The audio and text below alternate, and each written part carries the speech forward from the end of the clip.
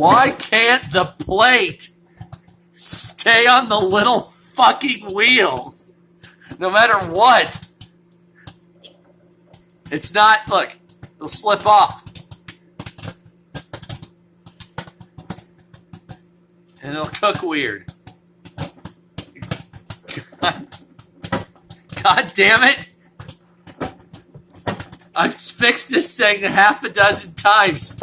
How hard is it for the little glass thing, little glass plate to stay on the stupid little white fucking wheels in the stupid microwave? Jesus Christ, you'd think they'd have fixed this problem by now. Holy hell.